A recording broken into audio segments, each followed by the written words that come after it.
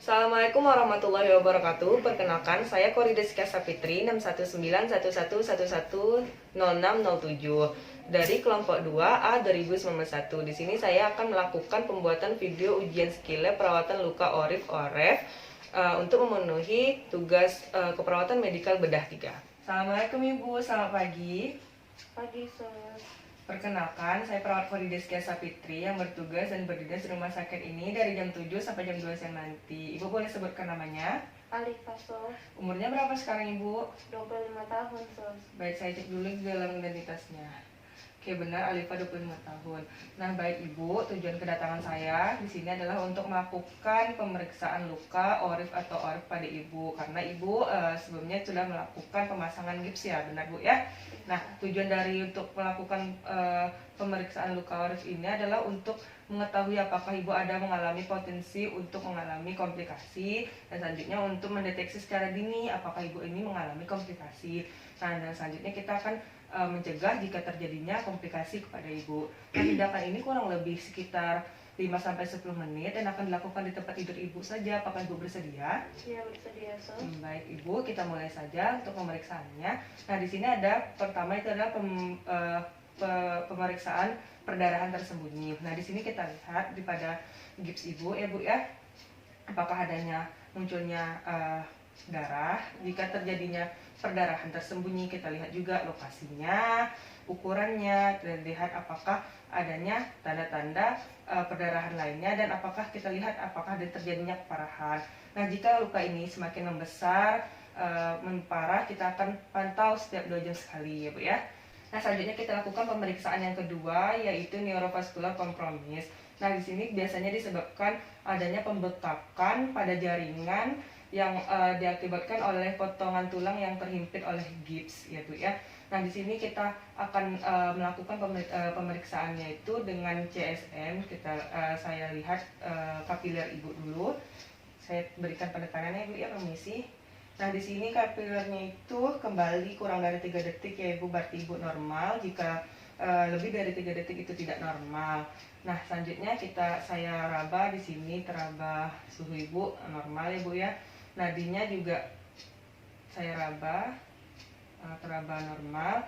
Selanjutnya, Ibu apakah ada merasakan sensasi kebas Ibu? Iya, Kadang-kadang ya Bu ya. Nah, Ibu coba apakah bisa berpindah posisi sedikit Ibu, coba geserkan tangannya. Oke, bisa Ibu ya. Nah, di sini untuk 8 jam pertama pemeriksaan ini dilakukan 2 jam sekali. Nah, untuk 48 jam selanjutnya kita akan tindak lanjut setiap 4 jam sekali ya Bu ya untuk pemeriksaan ini.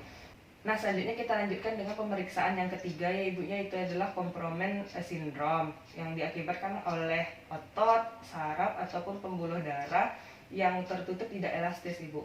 Nah, selanjutnya ditanda juga dengan apakah Ibu merasakan sakit yang berlebihan dan tak tertahankan Ibu? Tidak ya Bu ya. Di sini juga tidak adanya terlihat otot bengkok dan keras ya Bu ya. Nah, selanjutnya nadi Ibu ini teraba Bu ya, tadi sudah normal. Nah, Ibu juga tadi bisa berpindahkan posisi tangannya, berarti Ibu tidak mengalami kelumpuhan, tapi ya lemah lah sedikit ya Bu ya.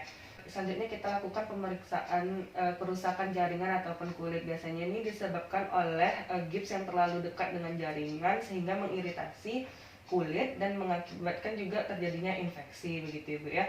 Nah, di sini saya raba di bawah gips Ibu, apakah teraba hangat atau panas. Di sini tidak teraba hangat ataupun panas, berarti Ibu tidak mengalami peradangan ya Bu ya.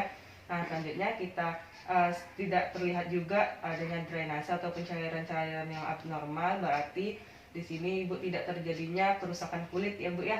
Nah, selanjutnya tidak adanya tercium bau-bau yang tidak normal di sini Bu, berarti tidak adanya terjadinya infeksi. Nah, selanjutnya itu kita lanjutkan untuk pemeriksaan selanjutnya, itu infeksi yang tersembunyi ya Bu ya. Di sini juga tadi saya rasa tidak adanya infeksi karena tidak adanya munculnya bau-bauan yang tidak normal begitu ya, tidak adanya drainase ataupun cairan-cairan yang abnormal. Alhamdulillah tidak adanya infeksi begitu Ibu ya. Nah, Ibu sudah selesai saya melakukan perawatan luka orif atau orif ini.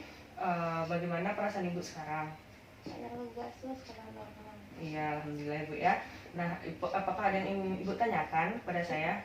Tidak ada. Kalau begitu, saya permisi dulu ya Ibu ya. Kalau jika Ibu butuh bantuan, silakan panggil perawat yang berjaga di sekitar sini, atau silakan pencet tombol yang ada di dekat Ibu. Saya permisi dulu ya Bu ya, sampai istirahat. Assalamualaikum. Waalaikumsalam, terima kasih sus. Sekian video dari saya, mohon maaf jika ada kesalahan. Saya akhiri. Assalamualaikum warahmatullahi wabarakatuh.